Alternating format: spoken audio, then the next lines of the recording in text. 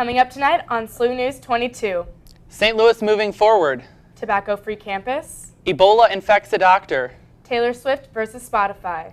Plus, national news and weather. Live from the Busch Student Center, this is SLU News 22.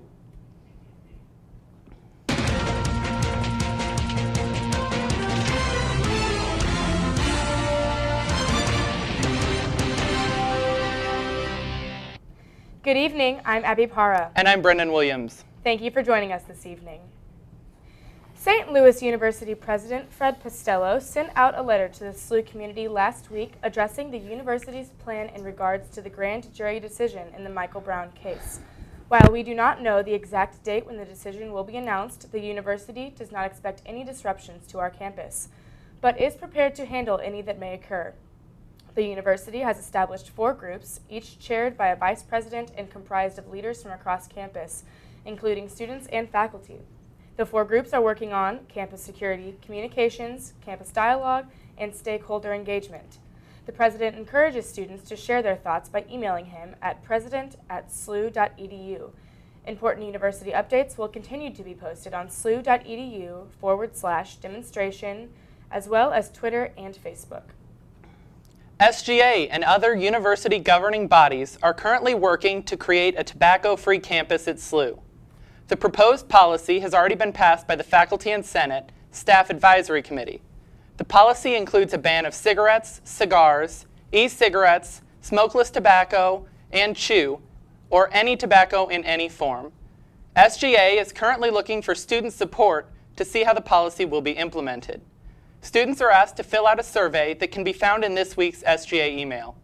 For further information, visit sga.slu.edu. Chief Meteorologist Annie Eveker is in the Weather Center with our first forecast. Annie, what have you got coming up for us this week?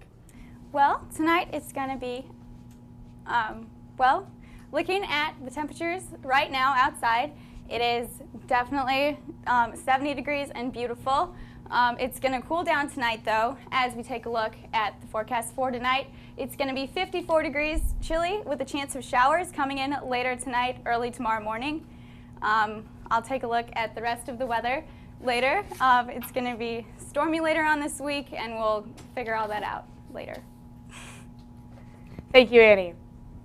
The Student Involvement Center, Student Success Center, and Student Educational Services are now accepting applications for first-year experienced leaders. Positions that are available for application include SLU 101 Leader or FLOM Leader, Commuter Assistant, Billiken Bridge, and TRIO Programs Mentor, Transfer Mentor, and University 101 Peer Instructor. More information about the application process, information sessions, important dates, and job descriptions can be found on the Student Involvement Center SLU Groups page. Students can also nominate a peer who would make a great first-year experience leader. Questions about the first-year experience process or positions can be directed to Greg Luxco at glucsko@slu.edu or 314-977-2805. The St. Louis men's basketball exhibition game against Harris Stowe on Tuesday will be on Tuesday, November 4th, and will feature a 30-second shot clock. The change came at the request of the Atlantic 10 Conference and was approved by the NCAA Men's Basketball Rules Committee. The new rule is applicable in exhibition games only. The normal 35-second shot clock will be used for all regular season games. Tip-off for Tuesday's exhibition game is at 7 p.m. in Chaffetz Arena. Coming up next, your SLU area news. Stay with us.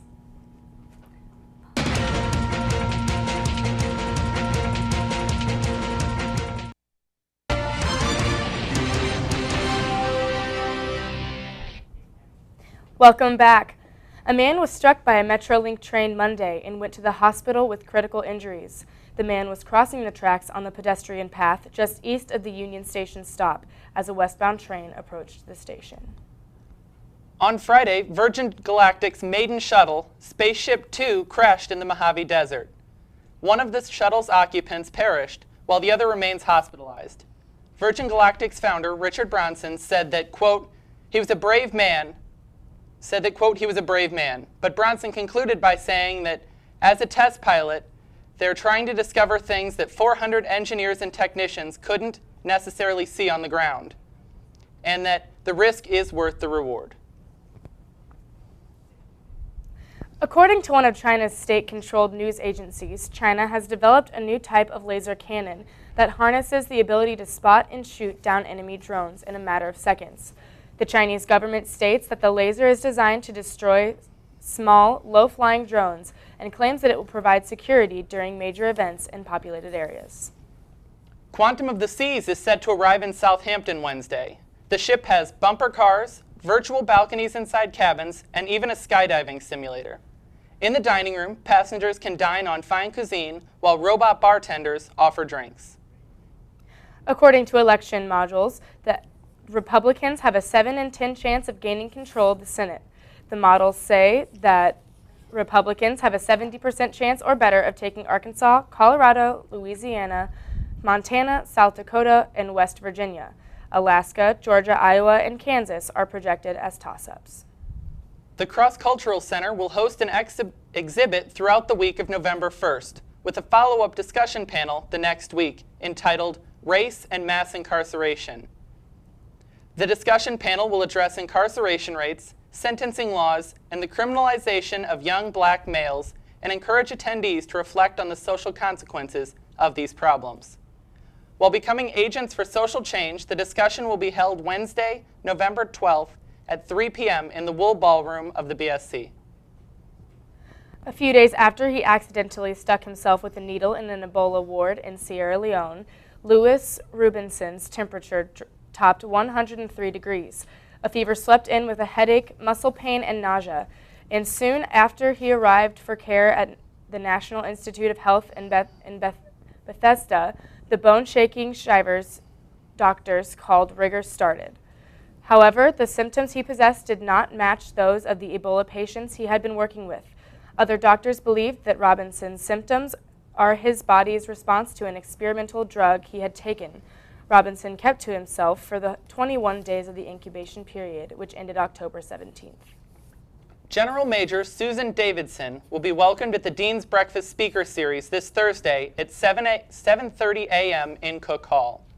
Davidson assumed command of the U.S. Military Surface Deployment and Distribution Command, based at Scott Air Force Base in June, and will give a presentation titled Worldwide Logistic Challenges and Solutions during 13 Years of War.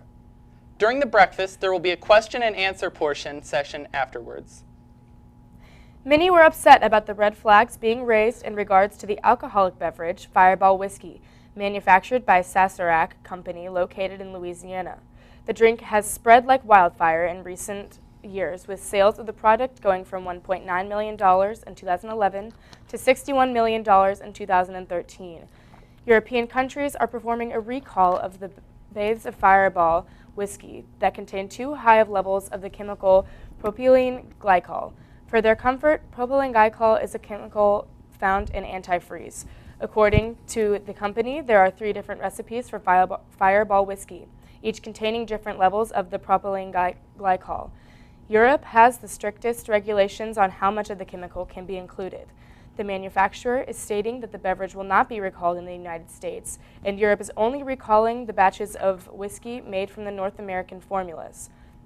The United States FDA claims propylene glycol is, quote, generally recognized as safe, end quote, and found in many foods, coloring, and flavors made in the United States. The terminally ill woman who sparked debate about physician-assisted suicide, Brittany Maynard, ended her life Saturday by swallowing lethal drugs made available under an Oregon law, allowing terminally ill people to choose when they would die. She would have been 30 on November 19th. Maynard had been in the spotlight for about a month since publicizing that she and her husband Dan Diaz moved from Portland to California so that she could take advantage of the Oregon law. Maynard ended her suffering from brain cancer right on schedule after hitting a possible delay in a video released last week. Quote, she died as she intended, peacefully in her bedroom in the arms of her loved ones, said Sean Crowley, a spokesman for the advocacy group Compassion and Choices. Before dying, Maynard tried to live as fully as she could by traveling with her husband and fulfilling wishes on her bucket list. Coming up next, your work week forecast. Stay tuned.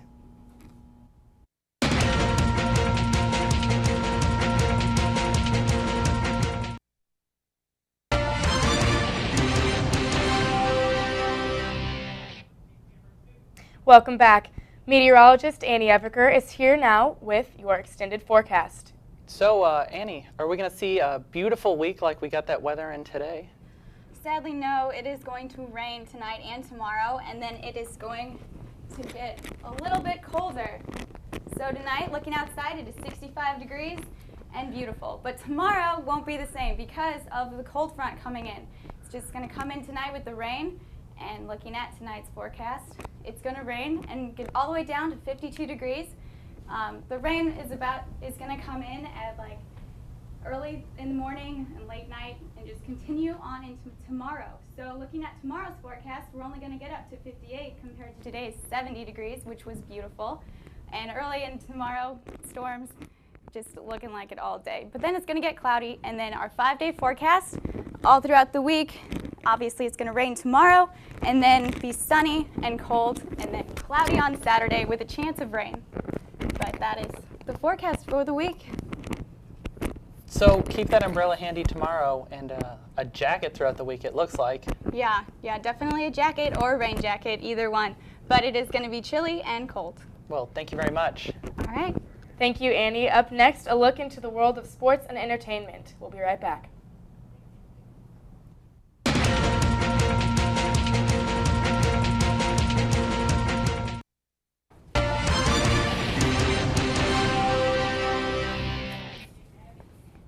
Taylor Swift has pulled all of her albums from the streaming service Spotify. Spotify has stated, quote, "We hope she'll change her mind and join us in building a new music economy that works for everyone," end quote. Swift stated that, quote, "Piracy, file sharing, and streaming have shrunk the numbers of paid album sales drastically. Music is art, and art is important and rare," end quote. Swift went on to say that, quote, "Music should not be free," end quote. Hoodie Allen will be coming to the pageant on November 5th. Doors open at 6:30, and the show starts at 7:30 with Max opening, followed by Chitty Bang at 8:05. Hoodie Allen starts at 9:10. Tickets are on sale for $27.50 in advance or $30 at the door. The pageant has a strict limit of 4 tickets per person or household. Tickets can be purchased at thepageant.com. This Friday, November 7th, Ballpark Village introduces 92.3 WIL Hot Country Nights, presented by Ford, with a performance by Lee Bryce. Hot Country Nights will consist of a 14-show concert series that will run from November through March, featuring some of the country's top country artists. Tickets can be purchased at www.stlballparkvillage.com for $11 or $20 at the door, while supplies last. The show starts at 8 p.m. and you must be 21 or older to attend. Through penalties, a good defense, and a bad offense by San Francisco, the Rams won 13-10 on Sunday. The Rams had multiple sacks on the day, contributing to a poor performance by the 49ers quarterback, Colin Kaepernick. A fumble by Kaepernick while attempting to score the winning touchdown sealed the fate for the Rams. Comedian Chelsea Handler often sparks controversy, and one of her latest Instagram photos is no exception. The photo shows Handler posing topless astride a horse in the style of a famous photo of Russian President Vladimir Putin. Her message stated, quote, "Anything a man can do, a woman has the right to do better. #Kremlin," end quote. Instagram pulled the photo down more than once, according to Handler, because it violated the company's standards. Handler posted a notice from Instagram that says the photo doesn't follow the app's community guidelines, which specified, quote, "Accounts found sharing nudity or mature content will be disabled and your access to Instagram may be discontinued," end quote.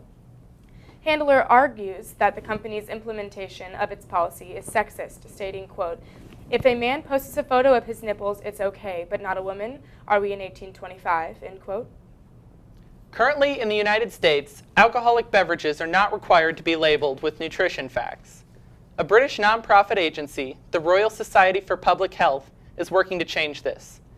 They say the argument is straightforward, pointing out that obesity is becoming a global epidemic, and they believe a large factor contributing to this is the mystery behind the caloric content in alcohol. Alcohol companies argue that the labeling of products would create a large cost burden, as they would have to analyze every variety of beverage they create. Officials from the Alcohol and Tobacco Tax and Trade Bureau, the entity that governs the production of alcohol, also points out that they do not currently have the time or funding to take on such a task. So Annie, it looks like it's going to be a little bit chilly coming up this week. Got some rain. It is. It's going to rain tomorrow, and then that's going to bring in the cold front, so it's going to be cold up until who knows when. I hope it gets warm soon. Yes, absolutely. Well, we're all really looking forward to warm weather, but unfortunately winter is upon us, and the warm weather is soon to be gone. Well, that's our show for tonight. Thank you for watching.